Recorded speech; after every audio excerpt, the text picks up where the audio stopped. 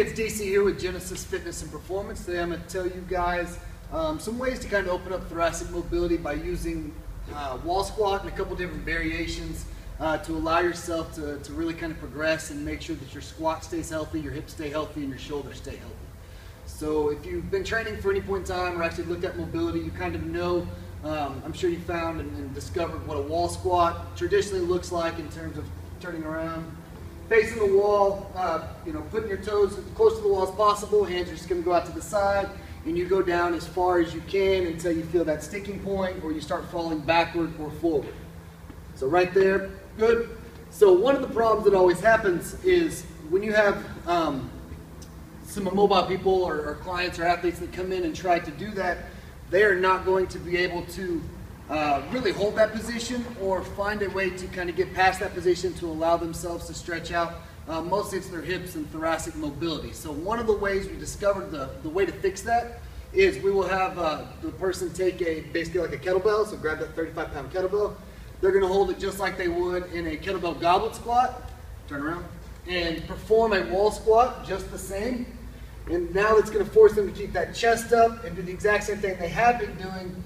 But now they're going to have the weight to able to push them down, so they'll be able to hit that point, and instead of falling back, instead of not being able to get down deep enough to get that stretch, they'll actually be able to keep their chest up and force themselves to open that thoracic mobility up. So come back up. The best way to do that is something like 5 seconds down, 5 to 10 second hold at the bottom, and then just come up, shake it out, and repeat for like 3 to 5 reps. The second variation is if someone seems to have that, okay, it's not a big problem, but whenever we start taking things overhead, like an overhead squat or a snatch, and the shoulders start getting involved with it, then all of a sudden the mobility issue starts to tie in and that becomes a problem. So the way to kind of move that to an overhead position is you're going to do the same thing. We like to use a bumper. Daniel's going to take it and he's going to hold it overhead and perform a wall squat doing the exact same thing.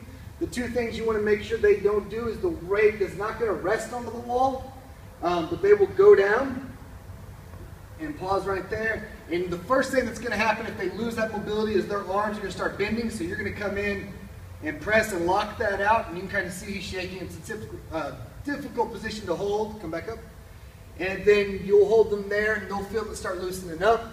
And then go back down. The second thing you'll notice that'll happen is either their heels will turn in and toes will turn out, or this weight will come into the wall because they lose that torque in their hips and legs. So go down one more time, lock this out, press it up, keep going, good.